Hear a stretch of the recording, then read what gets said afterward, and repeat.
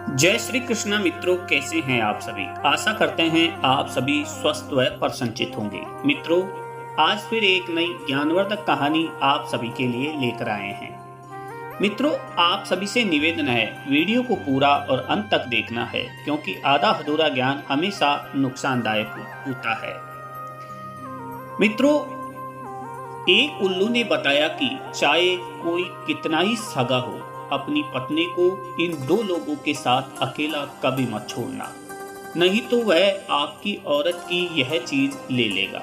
वह औरत वरना वापस नहीं मिलेगी। दोस्तों, आज की कहानी बड़ी ही रोचक और ज्ञानवर्धक है।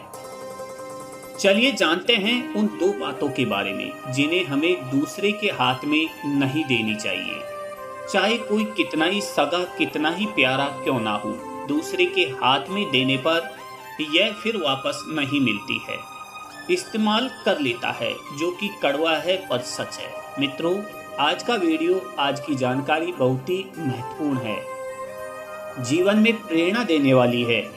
यदि आपने वीडियो को पूरा देख लिया तो विश्वास मानिए आप बहुत ही अनमोल बात सीख जाएंगे। इस सुंदर सी वीडियो को लाइक जरूर करें और हम विश्वास दिलाते हैं यदि आप हमारे चैनल को सब्सक्राइब कर लेते हैं तब आपको ज्ञान भरी बातें सीखने को मिलेगी। सब्सक्राइब जरूर करें। तो चलिए बिना देर किए आज की ये कहानी शुरू करते हैं। मित्रों, अब वही आज उल्लू और गधे का दूसरा संवाद मैं आपको सुनाने जा रहा हूँ। उधर उल्लू गधे की पीठ पर बैठकर जंगल की सैर कर रहा था। उल्लू का मकसद गधा को रास्ता बताना नहीं था। उल्लू का मकसद तो था गधे को मूर्ख बनाकर उस पर सवारी करना। वह गधा चलते चलते गांव के नजदीक पहुंच जाता है, लेकिन उल्लू उसे वहां से वापस फिर जंगल की ओर बुला लाता है। बेचारा भोला भाला गधा उल्लू की शातिर दिमाग का शिकार बनता चला जा रहा था। उल्लू बोला, देख भाई गधे, अभी सफर कुछ लंबा है, नगर तक पहुंचने में देर लगेगी। तब तक मैं तुझे एक कहानी सुनाता हूँ, तू ध्यान देकर सुनना। तू जानता है कि वह कौन सी चीज है जो दूसरे के हाथ में नहीं देनी चाहिए, चाहे कोई कितना ही सगा क्यों ना हो। गधे ने कहा, हाँ गुरुदेव, मुझे यह बात जरूर बताइए। अक्सर लोग मुझे भोला वाला समझकर मेरा फायदा उठाते हैं और मुझसे वह चीजें मांग ले जाते हैं। यदि आप मुझे पहले से बता दोगे तो मैं भी सतर्क हो जाऊंगा और कभी भी इन तीन चीज को दूसरे के हाथ में नहीं दूंगा। तब उल्लू कहता है, ध्यान से सुनो, मैं तुम्हें एक कहानी सुनाता हूँ और बताता हूँ कि कौन सी वह तीन चीजें हैं जिन्हें दूसरे के हाथ में नहीं देनी चाहिए, वरना वापस नहीं मिलेगी। तो सुनिए, एक समय की बात है। किसी शहर में एक राजा रहता था। उस राजा की कोई संतान नहीं थी। रानी के गर्भ से कोई संतान पैदा नहीं हुई थी। राजा बहुत दुखी रहता था। राजा जब भी अपने नगर में बाहर निकलकर जाता तो कुछ लोग उससे कहते थे कि यह राजा तो निसंतान है और इसकी रानी बांझ है। यह राजा तो जरूर पूर्व जन्म का महापापी होगा। सुबह सुबह इसका मुंह देखने पर देखने वालों को शाम तक भोजन नसीब नहीं होता है और ना उसका कोई काम बन पाता है। उसके बने बनाए काम बिगड़ जाते हैं। अब मित्रों, अपनी प्रजा के लोगों की ऐसी बातें सुनकर राजा बड़ा दुखी होता है। राजा यह अच्छी तरह जानता था कि प्रजा के लोग कुछ ना कुछ कमी तो हर किसी में निकालते हैं और जब तक पुत्र या पुत्री नहीं होगी तब तक मुझे भी इनके ताने सुनने को ही मिलेंगे। इन्हीं सब बातों से राजा और रानी बहुत उदास रहने लगे। एक दिन राजा अपनी रानी के साथ अपने महल में टहल रहे थे और मन में यही सब बातें चल रही थी कि परमात्मा क्या है, मेरी किस्मत जब राज्य दिया तो राज्य चलाने वाला भी तो होना चाहिए था। आज हमारी यह दशा है कि हम जिधर भी जाते हैं उधर ही लोग हमें है जो निसंतान कहकर ताना मारते हैं। लोगों की बातें सुनते सुनते मेरा हृदय अब छलनी हो गया है। मित्रों, अपने पति के चेहरे पर अत्यंत उदासी का बाहु देखकर रानी समझ जाती है कि जरूर मेरे पति किसी बड़े दुख में डूबे हुए हैं। रानी एकदम हाथ जोड़कर पूछने लगी, महाराज क्या बात है? रोज जो आप कुछ नजर रोज रोज तो आप खुश नजर आते हैं, लेकिन आज किसी गहरी चिंता में डूबे हुए हैं। मालूम पड़ता है कि मालूम पड़ रहे हैं कि तब राजा ने कहा, रानी तुम मुझे मेरे हाल पर छोड़ दो। मैं क्यों उदास हूँ, किस चिंता में हूँ, इसकी तुम्हें चिंता करने की कोई जरूरत नहीं है। तो रानी कहती है, महाराज ऐसा आप क्यों कह रहे हैं, मैं आपकी पत्नी हूँ। तुम्हारे ऊपर कोई मुसीबत आ जाए, कोई दुख तकलीफ आ जाए, उसके बारे में जानना मेरा पूछना पूरा अधिकार है। उस दुख में शामिल होना मेरा धर्म है। मैं अपना धर्म निभा रही हूँ। महाराज आपका दुख आपकी चिंता, मेरा दुख मेरी चिंता है। अपनी प्रिय रानी की ऐसी बातें सुनकर राजा साहब कहते हैं, महारानी यदि तुम मेरी चिंता का कारण जानना चाहती हो तो उसका कारण है हम दोनों का निसंतान होना। जब भी मैं नगर में निकल कर जाता हूँ तो लोग मुझे देखकर मुंह छुपाते हैं, हमें निसंतान कहते हैं, तुम्हें बांझ कहते हैं। दुनिया की बातें अब हमसे सुनी नहीं जाती। मैं भगवान से पूछना चाहता हूँ कि भगवान मैंने किस जन्म में कौन से पाप किए जो आज हमें इस जन्म में चुकाने पड़ रहे हैं। हमें संतान का सुख देने को क्यों नहीं मिल रहा। एक बार हमारे घर में संतान पैदा हो जाती, भले ही चाहे वह जन्म लेने के बाद मर जाती। मित्रों, रानी अच्छी तरह से समझ गई कि मेरे महाराज इसी बात को लेकर दिन रात दुखी रहते हैं, इसलिए महाराज अपना राजकाज भी ठीक से नहीं कर पा रहे हैं। मुझे महाराज की यह चिंता दूर करनी होगी। यही सोचकर रानी ने अपने महाराज को खुश करने का निश्चय कर लिया। उसने सोचा कि हकीकत में ना सही पर कम से कम मैं झूठ बोलकर ही महाराज को खुश कर दूं। मित्रों, राजा की बड़ी रानी कुछ दिनों के बाद राजा को यह झूठी खबर देती है कि महाराज मेरे गर्भ ठहर गया है। अब आपको संतान को लेकर चिंतित होने की कोई जरूरत नहीं है। अब बहुत जल्दी हमारे महल में एक नन्हा सा बालक खेलेगा। अति शीघ्र हमारे आंगन में घुटनों के बल चलकर एक छोटा सा बच्चा हमारी गोद में आएगा। अब कोई भी आपको निसंतान और मुझे बांझ नहीं कहेगा। जल्दी हमारे राज के लिए एक उत्तराधिकारी मिलने वाला है। दर्शकों, बंधुओं, रानी की यह बात राजा के मृतक शरीर में प्राण डालने जैसी थी। राजा एकदम चौंक गए। चौंकते हुए उसने कहा, रानी यह तुम क्या कह रही हो, कहीं तुम झूठ तो नहीं बोल रही हो। रानी ने कहा, नहीं महाराज, यह सच है कि मेरे गर्भ में भला इस बारे में मैं आपसे झूठ क्यों कहूंगी। मेरा विश्वास कीजिए। मित्रों, राजा को अपनी रानी की बात पर पूरा विश्वास हो जाता है और वह एकदम से खुश हो जाता है। उसके चेहरे पर खुशी की लहर दौड़ने लगती है। वह खुशी में जाकर दरबार में दान लुटाता है और यह घोषणा करता है कि उसकी रानी गर्भवती है। बहुत जल्द उसके घर में एक बच्चे की किलकारी गूंजने वाली है। राजा के पूरे नगर में यह खबर फैल गई थी। राजा के घर में राजा की बड़ी रानी गर्भवती है और जल्द ही किसी बच्चे को जन्म देने वाली है। दर्शकों, बंधुओं, इधर क्या होता है कि धीरे धीरे समय बीतता चला गया और इधर जैसे जैसे समय बीतता गया वैसे वैसे रानी की चिंताएं बढ़ती गई। वह अपने पेट से कपड़े बांध कर रहती थी। जब 9 महीने का समय पूरा हो गया तो रानी और भी ज्यादा घबराने लगी कि अब क्या होगा। मैंने तो अपने महाराज को खुश करने के लिए सिर्फ उनसे झूठ बोला था। अब मैं उन्हें बच्चा कहां से दिखाऊंगी। अगर आज मैंने उन्हें सच बता दिया तो महाराज मेरा यह झूठ बर्दाश्त नहीं कर पाएंगे। वे मुझे मार भी सकते हैं और स्वयं भी अपने आप को नुकसान पहुंचा सकते हैं। रानी ऐसी बात को सोचकर बेचैन हुई जा रही थी कि अब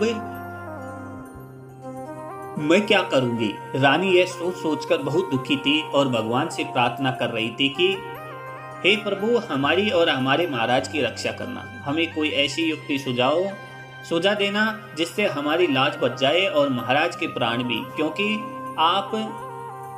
आप तो जानते ही हो भगवान, मैंने यह सब महाराज को प्रसन्न करने के लिए पूरा झूठ बोला है। मित्रों, रानी की एक बहुत ही प्रिय दासी थी।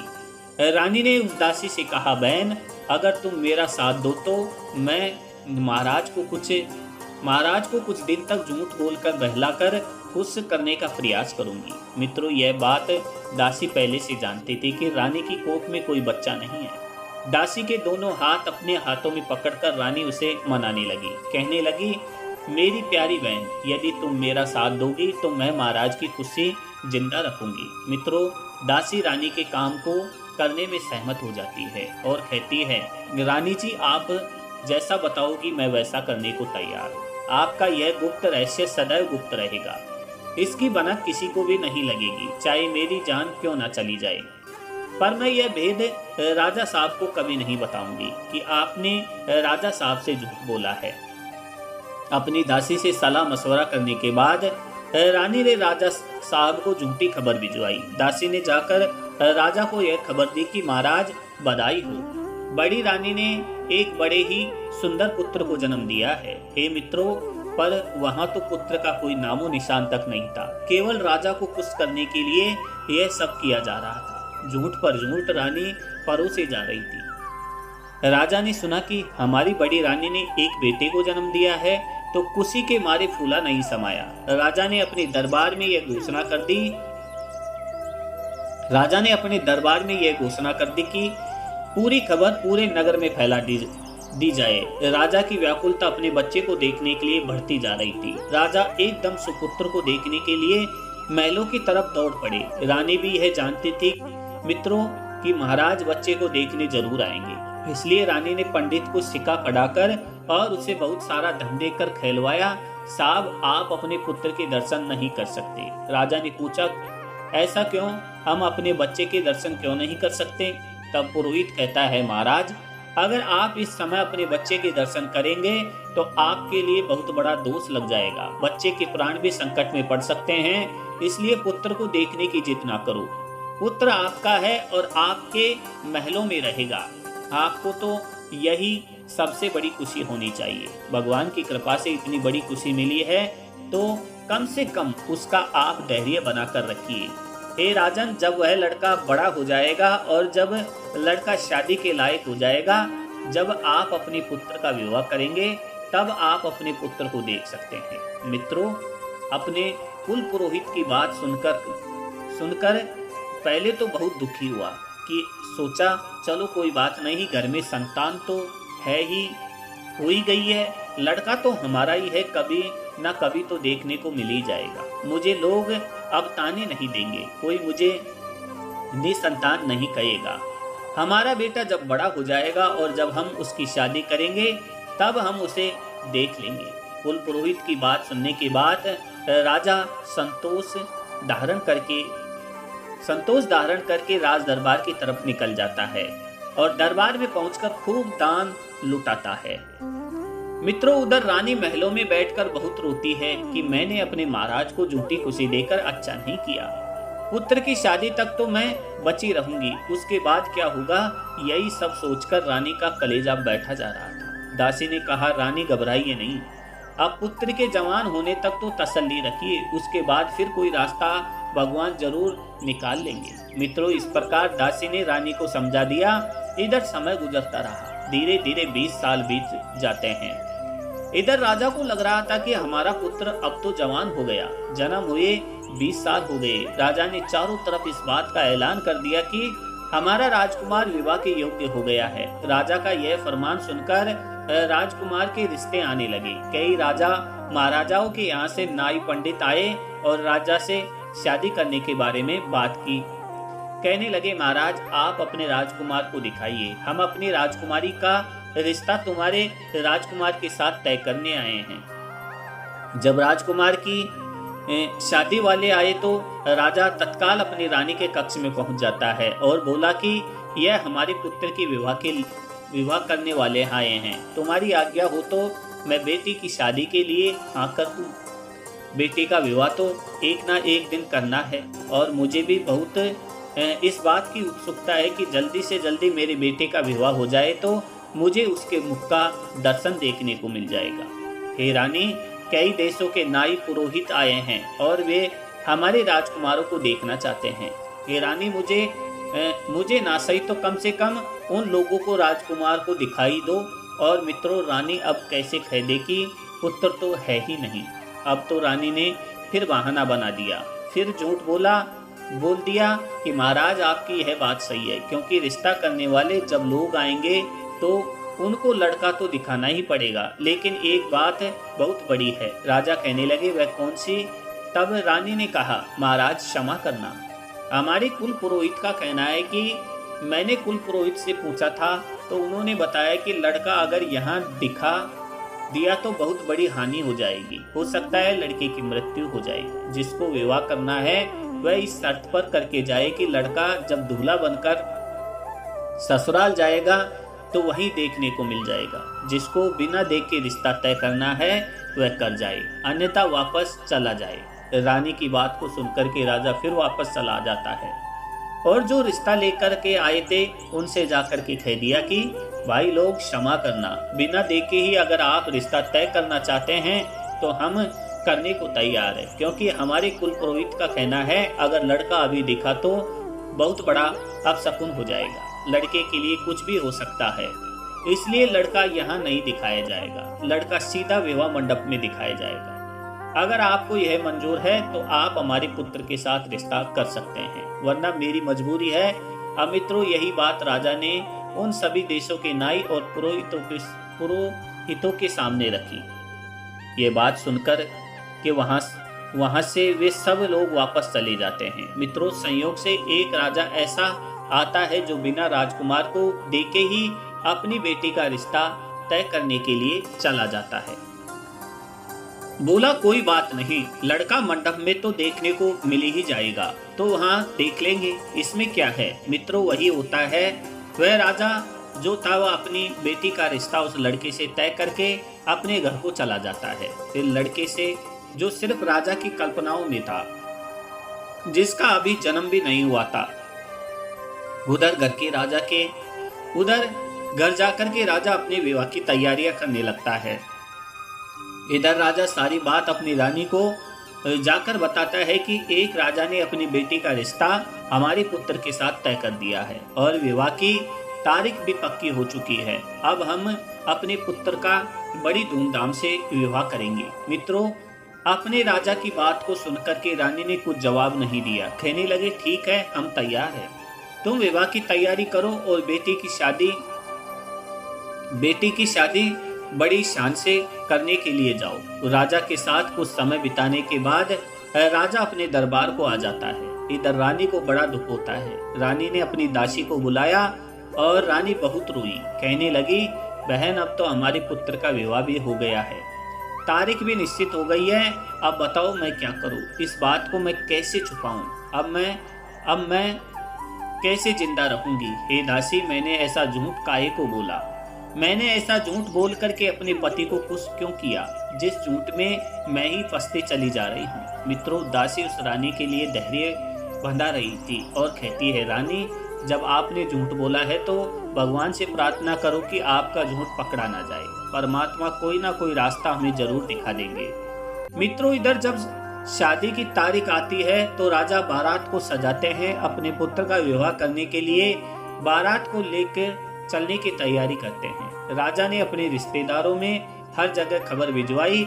रानी से कहा कि अपने पुत्र को दूल्हा बनाओ और उसे डोली में बैठा दो। आगे राजा ने कहा, आप अपने पुत्र को दूल्हा बना करके तैयार करिए और मैं बारात को देखता हूँ। राज दरबार की ओर से राजा निकल जाता है। इधर रानी दासी के पास में बैठी बैठी बहुत रो रही है और कह रही है कि रे दासी, अब मैं क्या करूँ?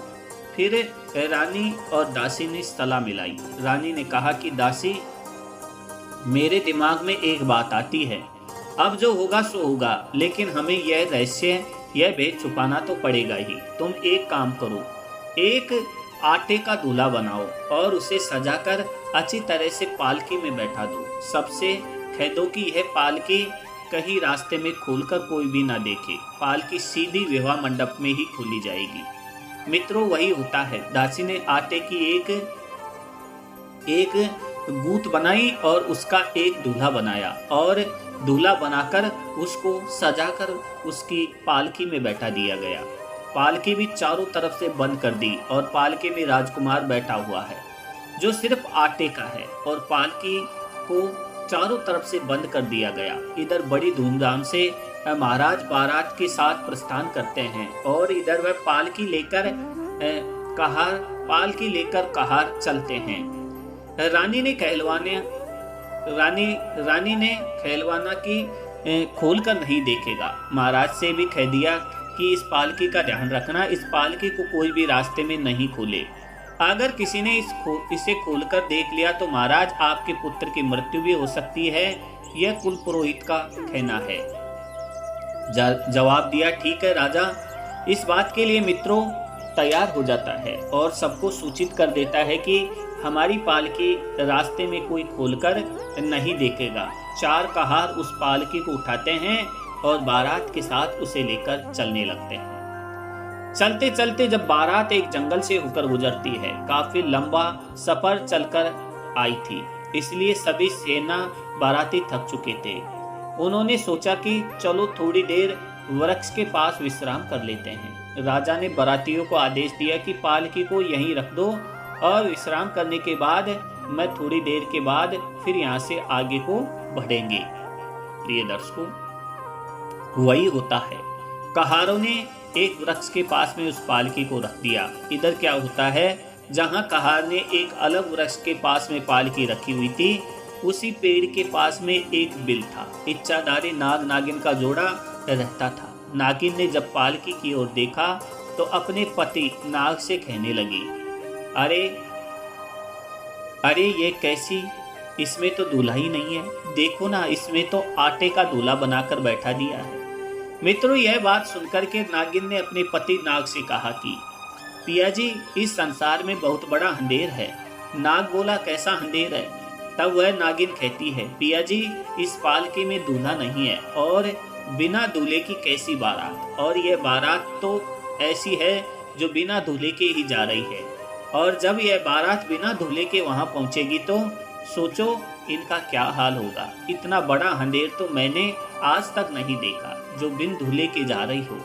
इस पालकी में दूल्हा तो है ही नहीं, केवल आटे का बना हुआ दूल्हा रखा है। नाग कहने लगा, प्रिय, हमें विश्वास नहीं होता। शायद हो सकता है तुम झूठ बोल रही हो। हमें दिखाओ तो ठीक है कि बिन दूल्हे की कैसी बारात है। नागिन ने कहा, अगर ऐसी बात है तो चलिए, जहाँ लोग बैठे हैं वहाँ जाकर आप खुद ही देख लीजिए। जो पालकी रखी है उसमें एक आटे का बना हुआ दूल्हा बैठा है और किसी भी बारात वाले को यह पता नहीं है। सब लोग उसे राजकुमार समझ रहे हैं। मित्रों, नागिन अपने पति नाग को लेकर के पत्तों में छिपकर उसी पालकी के निकट पहुंच जाती है और उसके अंदर घुस जाती है तो वहां उसने देखा कि आटे का एक बहुत बड़ा पिंड पर रखा हुआ था। दोनों ने चुपचाप देखा और फिर अपने बिल के पास वापस आ गए। यह देखकर नाग बड़ा आश्चर्य में पड़ गया। फिर नाग ने अपनी पत्नी नागिन से कहा, हे नागिन, मैं तुमसे कुछ कहना चाहता हूँ। नागिन कहने लगी, हाँ, आप आज ही कहिए, क्या कहना चाहते हो? तब नाग बोला, अगर आपकी आज्ञा हो तो मैं इस राजा की विवाह मंडप तक इसकी शोभा बढ़ा दूं। नागिन कहने लगी, क्या कहना चाहते हो? मैं कुछ समझ नहीं रही हूँ। तब नाग बोला, हे प्रिय, मैं ये कहना चाहता हूँ कि अगर तुम्हारी इच्छा हो तो मैं इस आटे के दूल्हे में जाकर के बैठ जाऊं, अपना रूप बदलकर, और इस राजा का लड़का बनकर के, दूल्हा बनकर के मैं इसकी इज्जत बचा लूं।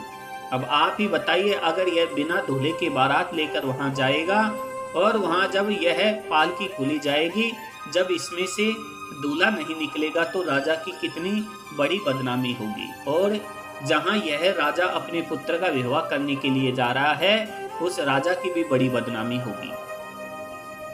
अगर आपकी आज्ञा हो तो मैं इस राजा का लड़का बनकर इसके विवाह मंडप तक इसकी शोभा बढ़ा दूं। अपने पति की बात सुनकर नागिन कहने लगी, महाराज, मुझे आप पर भरोसा है, पूरा विश्वास है, लेकिन मुझे डर भी है, क्योंकि आप दूल्हे का वेश बना करके उस राजा की बेटी से जब विवाह करेंगे तो आप उसके प्रेम के जाल में फंस जाएंगे और हमको भूल जाएंगे। नाग कहने लगा, प्रिय, आप हम पर विश्वास करिए। आप हमारी पत्नी हैं, हम नागवंशीय हैं, हमें क्या उससे मतलब है। केवल हमें इस राजा की इज्जत बचानी है। बस इसीलिए मैं थोड़ा जोर डालकर तुमसे कह रहा हूँ। अगर मैं नहीं गया तो दोनों राजाओं के यहाँ कुछ भी हो सकता है, कुछ भी घटना घटित हो सकती है। इसलिए मैं आपसे कह रहा हूँ, आप हमारी बात पर विश्वास करें। कल मैं जब आऊँगा तो जब बारात यहाँ इसी स्थान पर आएगी तो मैं तुम्हारे पास लौट आऊँगा। अपने पति की बात को सुनकर के नागिन ने कहा, महाराज अगर ऐसी बात है तो आप चले जाएं, मैं तुम्हें नहीं रोकूंगी। लेकिन महाराज मुझे डर लग रहा है, कहीं आप उसके प्रेम जाल में फंस ना जाए। आप हमें मत भूल जाना। नाग कहता है, प्रिय आप हम पर विश्वास रखिए और हमें खुशी खुशी जाने की आज्ञा दीजिए। मित्रों, अब तो नागिन अपने पति को आज्ञा देती है। वह नाग उस पालकी में जाकर घुस जाता है और आटे के पिंड में समाहित होकर रूप बदलकर बैठ जाता है। जब वह बहुत सुंदर राजकुमार बन चुका था, बहुत सुंदर दूल्हा बन जाता है। इधर कुछ देर के बाद बारात जब आगे को चलती है, कहार पालकी को उठाकर चलते हैं तो सीधे दूसरे राजा के यहाँ पहुंच जाते हैं। तब दूसरे राजा के यहाँ मंडप में पहुंच गए तो उस राजा ने बारात की सुंदर ढंग से अगवानी की। सभी बारातियों की खातिर कुसमाद की जगह विवाह करने का समय आया तो कहा, राजा साहब तुम्हारा लड़का कहाँ है, तुम्हारा दूल्हा कहाँ है, उसको पालकी से नीचे उतारो। आपने कहा था कि लड़के की पालकी उसी विवाह मंडप में खुलेगी, तो पालकी भी तैयार है। अब आप अपने बेटे को निकालो ताकि विवाह की रस्में पूरी की जा सके। मित्रों, इधर जब पालकी को खुलवाया जाता है तो उसमें से बड़ा ही सुंदर लड़का निकलता है। इतना सुंदर लड़का था कि राजा की आंखें फटी की फटी रह गई। राजा बहुत प्रसन्न हुआ। राजा सोचने लगा, इसका मतलब है कि हमारी रानी हमारे पुत्र को इसीलिए दिखाना नहीं चाह रही थी कि हमारा पुत्र एकदम चंद्रमा के समान सुंदर है। राजा अपने पुत्र को देखकर गदगद हो जाता है। मित्रों, उधर उस लड़की के पिता ने भी जब उस दूल्हे को देखा तो वह भी बड़ा खुश होता है। उसके बाद में विवाह की रस्में पूरी होती है। उस नाग का विवाह उस राजा की बेटी के साथ हो जाता है। बड़ी धूमधाम से विवाह हुआ और विवाह होने के बाद में उधर उस नाग ने अपने पिताजी से कहा, पिताजी अब हमारी पालकी अलग होनी चाहिए और हमारी पत्नी की पालकी अलग होनी चाहिए। राजा ने कहा, बेटे यह कितनी बड़ी बात है, कोई बात नहीं, हम तुम्हारे लिए अलग अलग पालकी सजवा देते हैं। मित्रों, राजा ने हुक्म कर दिया कि हमारे बेटे की अलग पालकी तैयार की जाए और आप अपनी बेटी की अलग पालकी तैयार करवाओ। राजा ने कहा, ठीक है। इस प्रकार से दूसरी पालकी तैयार करवाई। अब कहार लोग उस पालकी को लेकर चल देते हैं। इधर पीछे से बारात चलती है। उसी रास्ते से बारात लौट कर जा रही थी। चलते चलते जब वे उसी स्थान पर पहुंचे तो विश्राम करने के लिए ठहर जाते हैं। कहारों ने उन पालकियों को एक वृक्ष के पास में रख दिया। उसके बाद सब लोग वहां विश्राम करने लगे। इधर क्या होता है, जो दूल्हा था, जो इच्छाधारी नाग था, जो वेश बदलकर राजकुमार बनकर दूल्हा बनकर गया था, उसकी पत्नी नागिन बड़ी बेसब्री से उसका इंतजार कर रही थी कि मेरे पति आज का मुझसे वादा करके गए हैं और वे आते होंगे। बारात भी आ चुकी थी। वह राजकुमार नाग बनकर वे अपनी पत्नी नागिन से मिलने जाता है और मिलकर के बड़ा खुश होता है। कहता है, प्रिय, मैंने इस राजा की इज्जत को बचा लिया, मैंने इसके विवाह मंडप की शोभा बढ़ा दी, मैंने उसका विवाह भी करवा दिया और वह होने वाली पत्नी दूसरी पालकी में बैठी हुई है। मित्रों, यह सुनकर नागिन बहुत खुश होती है। नागिन ने कहा, ठीक है महाराज, आपने बहुत अच्छा काम किया है, लेकिन अब आप कहीं नहीं जाएंगे, अब आप यहीं पर रहेंगे मेरे पास। नाग ने कहा, प्रिय, जरा विचार करो, थोड़ी सी आज्ञा हम तुमसे और चाहते हैं। नागिन बोली, कौन सी आज्ञा? जवाब दिया, मैंने इस राजा की इज्जत को तो बचा लिया है, अब यह नई नई दुल्हन आई है और जब यह अपने ससुराल जाएगी, जब इसको वहां पर पहुंचकर इसका पति नहीं मिलेगा तो फिर इसका क्या हाल होगा। मैं इस बात को सोच कर बड़ा दुखी हो रहा हूँ, इसलिए मैं आपसे कहना चाहता हूँ कहना चाहता हूँ और मेरी कहने की हिम्मत भी नहीं पड़ रही है कि मैं तुमसे कैसे कहूँ।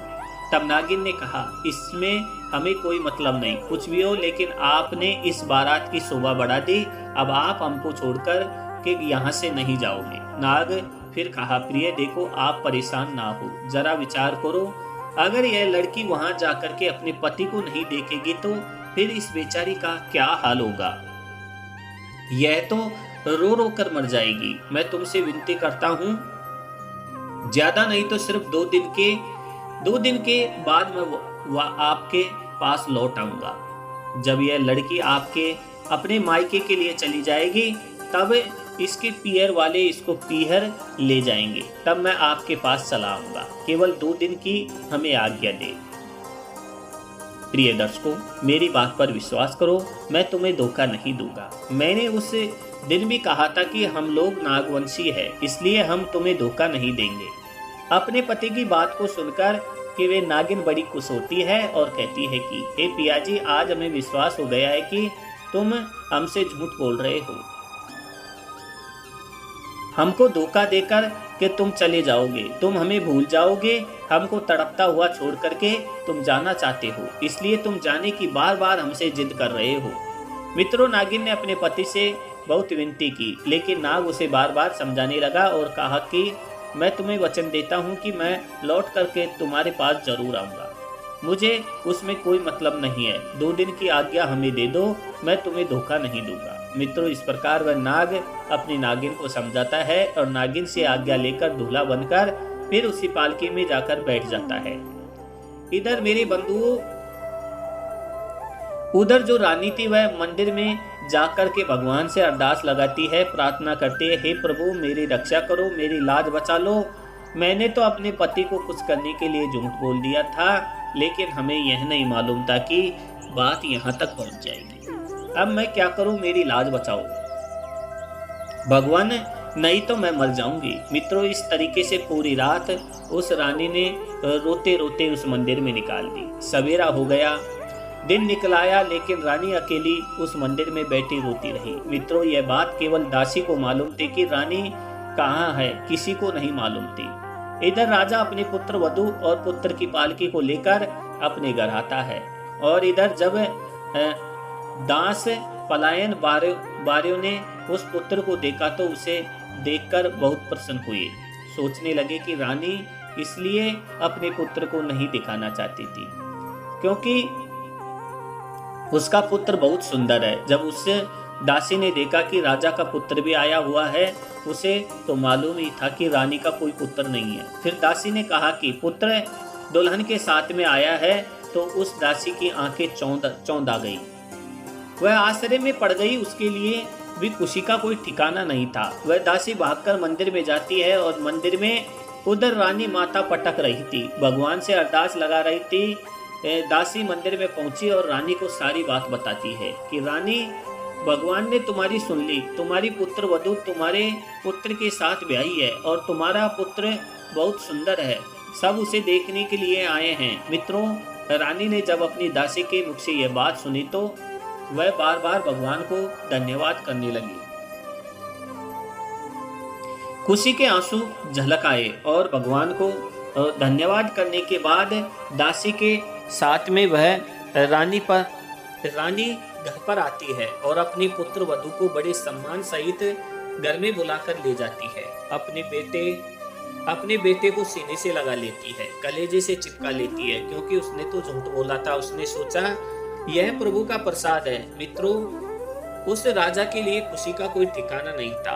अब तो राजा बहुत ही दान लुटा रहा था, भंडारे हो रहे थे, राजा के यहाँ खुशियां मनाई जा रही थी। अब वह नाग जो दूल्हा बनकर के आया, उस लड़की का पति बनकर के जो आया, वह धीरे धीरे उस लड़की के प्रेम जाल में फंस जाता है।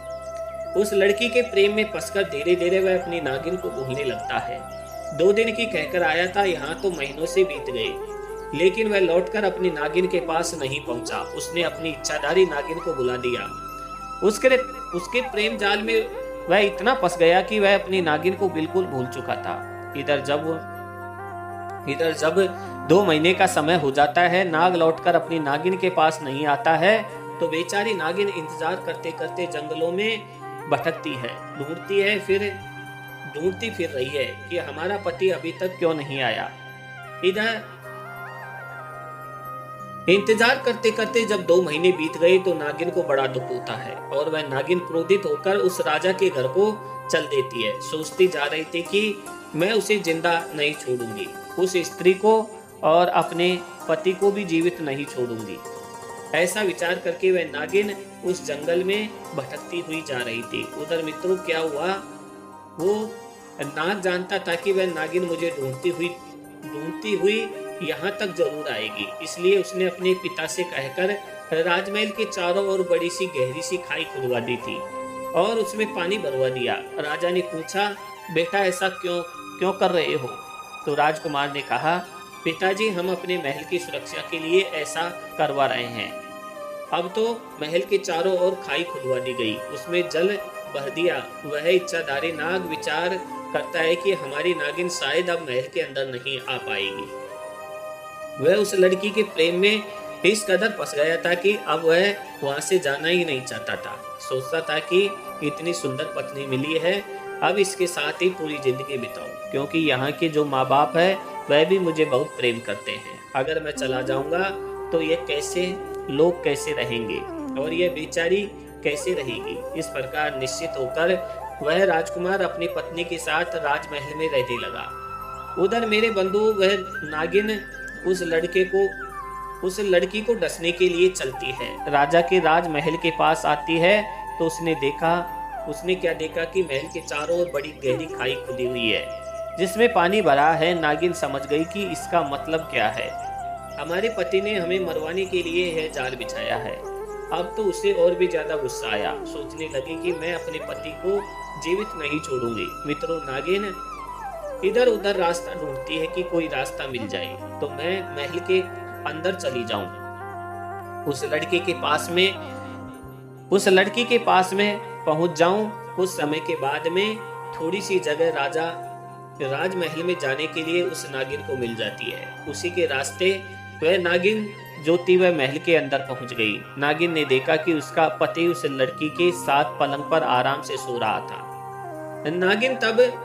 नागिन जब वहां पहुंची और अपने पति को उस लड़की के पास में सोता हुआ देखा तो उसके क्रोध का कोई ठिकाना नहीं रहा। तो गुस्से में सोचने लगी, क्यों ना इन दोनों को ही मैं खा जाऊं। लेकिन फिर वह सोचती है, यह जोड़ी कितनी सुंदर है, मैं इस जोड़ी को कैसे खत्म करूं।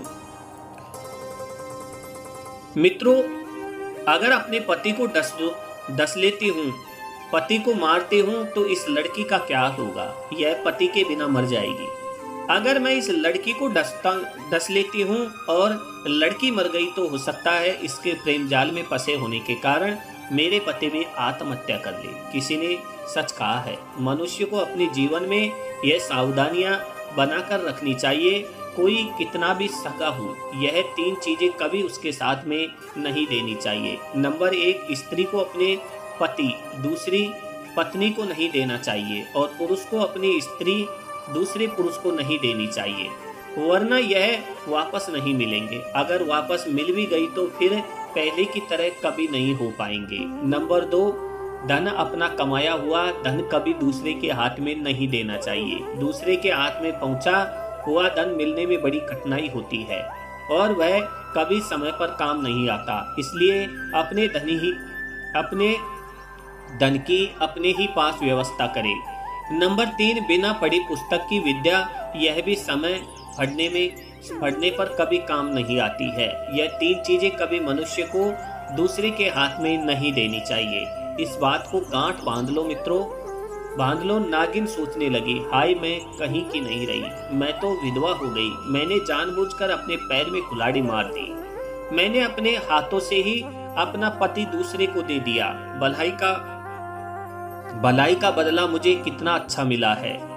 मैं अपने पति को खोकर पछता रही हूँ। कहीं ऐसा ना हो कि दूसरी लड़की भी विधवा हो जाए, कहीं ऐसा ना हो कि हमारा पति मर जाए। दोस्तों, यह विचार करने के बाद वह नागिन अपने पति को डसने का और उस लड़की को डसने का विचार बदल देती है। नागिन ने सोचा कि मैं यहीं पर फन पटक पटक कर अपनी जान दे देती हूँ। दोस्तों, नागिन ने पलंग के पास में ही अपना फन पटक पटक कर जान दे दी। जब वह नागिन मर जाती है और इधर सवेरा होता है तो सवेरा होते ही वह लड़की बिना कुछ ध्यान दिए चली जाती है। और इधर नाग जब उठता है और जैसे ही उठता है उसकी नज़र उस नागिन पर पड़ जाती है तो पलंग के नीचे मरी हुई पड़ी थी। अपनी नागिन को देखकर वह नाग एकदम अंदर से बहुत दुखी होता है, रोने लगता है, पछताने लगता है और उसे उठाकर बार बार एक ही शब्द कहने लगा, मेरी प्राण प्यारी, मुझे क्षमा कर दो, मुझसे बहुत बड़ी भूल हो गई। मुझे क्या मालूम था कि तुम मर जाओगी और मरते मरते तुमने मुझसे कुछ कहा भी नहीं। गलती तो सब मेरी है कि मैं इस लड़की के प्रेम में पड़कर मैंने तुमको बुला दिया, लेकिन तुमने अपना वास्तविक प्रेम निभाया। तुमने प्रेम में जान दे दी, लेकिन हम दोनों में से किसी को मारने की नहीं सोची। मित्रों, नागिन को गर्दन में डालकर वह नाग पागलों की तरह इधर उधर घूमने लगता है। रोता हुआ वह इधर उधर भटक रहा था।